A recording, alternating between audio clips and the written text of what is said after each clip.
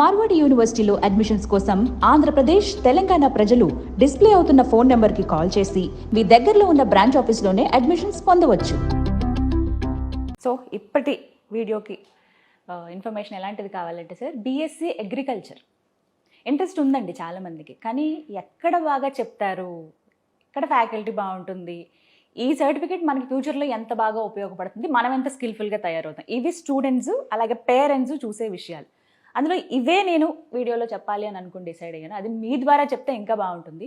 BSc agriculture Marwadi university అసలు ఏం అందిస్తున్నారు, ఇక్కడ ఏ విధంగా ఉన్నాయి, ఈ కోర్సులో ఉండేటువంటి ఏంటి స్పెషాలిటీ, ఎందుకు చదవాలి? బీఎస్సీ అగ్రికల్చర్ కోసం మనం మాట్లాడుకుంటే చాలామంది పిల్లలు ఏమనుకుంటారంటే బైపీసీ చదివిన పిల్లలు మాత్రమే దీనికి ఎలిజిబిలిటీ అనుకుంటారు. అలా కాకుండా ఈ బీఎస్సీ అగ్రికల్చర్ని బైపీసీ చదివిన పిల్లలతో పాటుగా ఎంపీసీ చదివిన పిల్లలు కూడా ఈ బీఎస్సీ అగ్రికల్చర్కి ఎలిజిబిలిటీ ఉంటుంది. సో ఇక్కడ మనం చూసుకున్నట్టుగైతే మనకి మార్వాడి యూనివర్సిటీలో 2021 అంటే ఇప్పుడు మన దగ్గర 3rd ఇయర్ బ్యాచ్ రన్ అవుతుంది. నెక్స్ట్ ఇయర్కి ఫస్ట్ బ్యాచ్ బయటికి వస్తుంది అనమాట. సో మనకి ఈ బీఎస్సీ అగ్రికల్చర్ కోర్స్ ఏదైతే ఉంటుందో అంటే దీని మీద అవగాహన కరెక్ట్గా లేక ఇటువైపు వచ్చే పిల్లలు చాలా తక్కువగా ఉంటారు. ఈ మధ్య కాలంలో ఈ కోర్స్ యొక్క ఫ్యూచర్లో మంచి డిమాండ్ ఉండబోతుంది అని తెలుసుకున్న తర్వాత ఈ మధ్య కాలంలో చేంజ్ వచ్చింది. ఒక రకంగా చెప్పాలంటే ఇండియాలో ఒకప్పుడు ఇండియాలో ఉన్న మొత్తం స్టేట్స్లో కలిపి కూడా 100 కాలేజెస్ కూడా లేవు. ఇప్పుడు ఆ సంఖ్య పెరిగింది. డెఫినెట్లీగా బీఎస్సీ అగ్రికల్చర్ చదివి ఎందుకు అని పక్కన పెట్టేసిన సబ్జెక్ట్ అది యాక్చువల్లీ. ఎగ్జాక్ట్లీ. కానీ అది ఎంత ఇంపార్టెంటో, దానికి ఎంత ఫ్యూచర్ ఉందో ఇప్పుడు తెలుస్తుంది, ఇప్పుడు తెలుసుకుంటున్నారు. సో ఆ రకంగా ఎప్పుడైతే చాలా మంది పిల్లలు ఆ కోర్స్ గురించి ఎంక్వైరీ చేయటం ఇవన్నీ స్టార్ట్ చేసిన తర్వాత మనం 2021లో మనం స్టార్ట్ చేయడం జరిగింది అనమాట. సో ఎవరైతే ఈ బీఎస్సీ అగ్రికల్చర్ చేయాలనుకుంటారో I can guarantee them they'll have a very good future. Mahendra గారు, బీఎస్సీ అగ్రికల్చర్ అన్నారు, అంటే ఏం చేస్తారంటే ఏం చదువుతారు వీళ్ళు? అగ్రికల్చర్ అంటే మనందరికీ తెలిసిందే కదా, స్వయంగా మనం చేయకపోయినా తాతల నుంచి తండ్రి నుంచి చూస్తున్నదే, అందరూ బ్యాక్గ్రౌండ్ అక్కడి నుంచి వచ్చిన వాళ్ళే. పండించడం ఎలా పండిస్తారో ఏంటిదో ప్రాసెస్, సంవత్సరానికి 2 పంటలు వస్తాయి, ఇదంతా మనకి తెలిసిందే. పర్టికులర్గా కోర్సు లాగా చదివేది ఏముంటుందండి, అంటే ఏం చదువుతారు వీళ్ళు? మనం ఒక రకంగా అసలు వీళ్ళు ఏం చేస్తారు ఏంటి అనుకుని మనం చూస్తే మనకి ఒకప్పుడు ఉన్న పాపులేషన్కి ఇప్పుడున్న పాపులేషన్కి చాలంత పెరిగింది. అంటే ఏ విషయం మీరు చూసినా పెరిగి ఉంటుంది. మరి మన తాతలు ముత్తాతల నుంచి వస్తున్న అదేంటంటే ఆ టైంలో టెక్నాలజీ లేదు. అంటే ఒక సైకిల్కి మోటార్ యాడ్ అవ్వగానే మోటార్ సైకిల్ అయింది, రైట్? అది 30 కిలోమీటర్ స్పీడ్లో వెళ్తే ఇది 100 కిలోమీటర్స్ 200 కిలోమీటర్ స్పీడ్లో వెళ్తుంది. సో ఇక్కడ ఈ అగ్రికల్చర్లో కూడా ఈ చదువుకున్న వాళ్ళు ఎప్పుడైతే వస్తారో వాటి మీద బోల్డ్ అంతా రీసెర్చ్ చేసి సో దీంట్లో ఆ స్పీడ్ని తీసుకొస్తారనమాట. ఈ హైబ్రిడ్స్ కానీ, అంటే ఇప్పుడు మనకి ఎగ్జాంపుల్ మనం చూసుకుంటే ఈ హైడ్రోఫోనిక్స్, రైట్? దానివల్ల ఎంత చేంజ్ రాబోతుంది. అంటే ఇప్పుడు ఏమవుతుందంటే పెరుగుతున్న పాపులేషన్ కావచ్చు, లేకపోతే ప్రస్తుతం లాట్ ఆఫ్ డిఫికల్టీస్, మనకి ఛాలెంజెస్ ఉన్నాయి. ఎప్పుడు వర్షం వస్తుందో తెలియదు, ఎప్పుడు వాటర్ ఉండదో తెలియదు, ఇట్లాంటివంటి బోల్డ్ అన్ని డిఫికల్టీస్ ఉన్నాయి. వీళ్ళంతా నేర్చుకోబోయేది ఇవే అనమాట. అంటే సాయిల్ లేకుండా కూడా ఎట్లా అగ్రికల్చర్ చేయొచ్చు, రైట్? సాయిల్ లెస్ అగ్రికల్చర్ అంటాం. అదేవిధంగా వాటర్ తక్కువ వాడుతూ ఎట్లా అగ్రికల్చర్ చేయొచ్చు, రైట్? ఈ కైండ్ ఆఫ్ అంతా కూడా వీళ్ళు దాని మీద ఎప్పుడైతే స్టడీ చేస్తారో, అప్పుడే దాంట్లో ఎప్పుడైతే రీసెర్చ్ చేస్తారో అప్పుడే మనకి బెటర్, అంటే నెక్స్ట్ జనరేషన్కి కావాల్సినవి అప్పుడే అందించగలుగుతారు, రైట్? అంటే మనకి ఎలా ఉంటుందంటే టెక్నాలజీని కనుక మన దీంట్లో వాడుకోలేకపోతే, అంటే ఇప్పుడు ఒక రైస్ కటింగ్ మెషిన్స్ వచ్చినాయి. ఒకప్పుడు 100 మంది చేసే పని ఈ రోజున ఆ మెషిన్ ఒకటే చేసేస్తుంది. సో ఎంత మ్యాన్ పవర్ సేవ్ అవుతుంది. అట్లా ఈ రోజున మనకి వస్తున్న ఈ పరిస్థితులు ఎట్లా ఉన్నాయంటే కనీసం లేబర్ దొరకలేని పరిస్థితి. సో ఆ కైండ్ ఆఫ్ ప్లేస్లో టెక్నాలజీ అనేది డెఫినెట్లీగా రావాల్సిందే.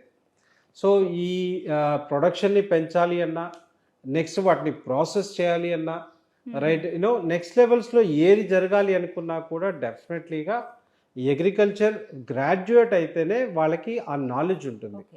ఇప్పుడు చాలా మంది ఎలా ఉంటుందంటే నాలెడ్జ్ లేకుండా వెళ్ళిపోవటం వల్ల బోల్డ్ అంత డిఫికల్టీస్ వస్తుంటాయి.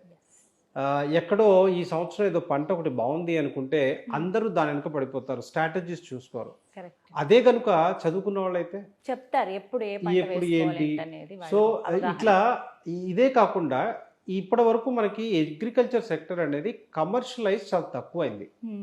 ఫ్యూచర్లో డెఫినెట్లీగా ఇది ఒక కమర్షియల్ సెక్టర్, అంటే ఒక కంపెనీకి వెళ్ళి జాబ్ ఎట్లా చేస్తారో ఆ రకంగా కాబోయేది అగ్రికల్చర్ సెక్టర్. అంటే ఎగ్జాంపుల్ మీకు మష్రూమ్ ఫామ్ గురించి మనకు పొద్దున్న లేస్తే మష్రూమ్ వస్తుంది, ఒకప్పుడు ఎక్కడ దొరికేవి, బట్ ఈ రోజున అది ఒక స్మాల్ స్కేల్ ఇండస్ట్రీ అయిపోయింది. కల్టివేషన్ చేస్తున్నారు ఇళ్లలోనే చాలా మంది చేస్తున్నారు. సో ఈ రకమైన చాలా చేంజెస్ కి రాబోతున్నాయి. అట్లనే కమర్షియల్ అవ్వబోతుంది.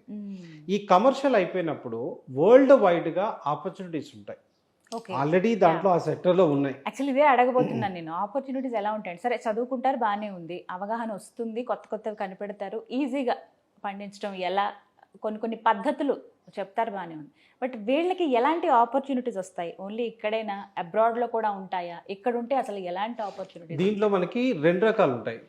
ఒకటి సెల్ఫ్ డిపెండెన్సీ, అంటే వాళ్ళ ఓన్గా ఒక ఎంటర్ప్రీనియర్ కావాలనుకున్న వాళ్ళు, లేదా వాళ్ళకే అగ్రికల్చర్ ల్యాండ్స్ ఉన్నాయి, సో దాన్ని మోడర్న్గా ఎట్లా చేయొచ్చు అగ్రికల్చర్, ఆ రకంగా వెళ్ళొచ్చు.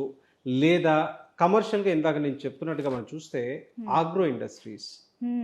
ఇప్పుడు మనం పొద్దున్న లేసి మార్కెట్లోకి వెళ్తే ఆగ్రో రిలేటెడ్, మనం పొద్దున్న లేసి స్టార్ట్ చేసేది టీ, కాఫీ, డైరీ ప్రొడక్ట్స్, ఇవన్నీ కూడా అగ్రికల్చర్ రిలేటెడ్ బై ప్రొడక్ట్సే కనుక.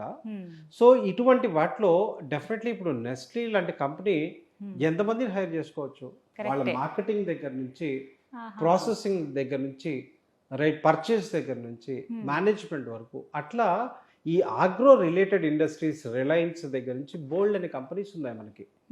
ఈ ఆగ్రో రిలేటెడ్ ఇండస్ట్రీస్లో డిఫరెంట్ పొజిషన్స్ ఉంటాయి. మార్కెటింగ్ అవ్వచ్చు, లేకపోతే మేనేజ్మెంట్ లెవెల్ అవ్వచ్చు, లేదంటే క్వాలిటీ కంట్రోల్ అవ్వచ్చు. ఈ రకంగా బోల్డ్ అని సెక్టర్స్ ఉంటాయి. సో డెఫినెట్లీగా వీళ్ళకి సెల్ఫ్ డిపెండెంట్ అవ్వచ్చు, లేదా ఇటువంటి కంపెనీస్ వైపు వెళ్ళొచ్చు. At the same time India చాలా పెద్ద లెవెల్లో ప్లాన్ చేస్తుంది. ఏంటంటే ప్రపంచంలో ఫుడ్ క్రైసిస్ అనేది డెఫినెట్లీగా ఉంది. అట్ ద సేమ్ టైం ఈ ఆపర్చునిటీ కనుక కరెక్ట్గా యూజ్ చేసుకుంటే ప్రపంచానికే మనం ఫుడ్ సప్లై చేయొచ్చు. యాక్చువల్గా మనం ఇంత ముందు దాని మీద అంత కాన్సన్ట్రేషన్ లేదు, ప్రస్తుతం గవర్నమెంట్స్ దాని మీద కాన్సన్ట్రేషన్ చేస్తున్నాయి. మన ఎక్స్పోర్ట్స్ అంతా కలిపి 4-5 లక్షల కోట్లు ఉంటాయి. కమింగ్ డేస్లో దాన్ని ఒక 40 నుంచి 50 లక్షల కోట్లకు తీసుకెళ్ళాలి అనేది ఇండియన్ గవర్నమెంట్ డ్రీమ్ అనమాట. సో అది అయిన రోజున ఫుడ్ ప్రాసెసింగ్, అంటే మనం ఇక్కడ పండించి వెంటనే అమెరికాకి పంపించలేం, దాన్ని ఏం చేయాలంటే ఫుడ్ ప్రాసెస్ చేసి పంపించాల్సి ఉంటుంది. ఈ ఫుడ్ ప్రాసెస్ చేయాలంటే ఫుడ్ ప్రాసెసింగ్ యూనిట్స్ అవసరం ఉంటుంది, రైట్ ఎక్స్పోర్ట్ కంపెనీస్ రావాల్సి ఉంటుంది. ఇట్లాంటి వాటి అన్నిట్లో కూడా డెఫినెట్లీగా మంచి అవకాశాలు ఉన్నాయి. ఒక స్ట్రాటజీ ఏం చెప్తుందంటే ప్రస్తుతం 40 నుంచి 50,000 మందిని ఇండియన్ మార్కెట్ అబ్జర్వ్ చేసుకోగలదు. ఫ్యూచర్లో నేను చెప్పిన రేంజ్కి వెళ్ళిన రోజున 2 లక్షలు 3 లక్షలు, అంటే ఈ రోజున ఒక ఇంజనీరింగ్ స్టూడెంట్ని ఎలా హైర్ చేసుకుంటున్నారో అగ్రికల్చర్ రిలేటెడ్గా కూడా ఆ రకంగా మనం హైర్ చేసుకోవచ్చు అనమాట.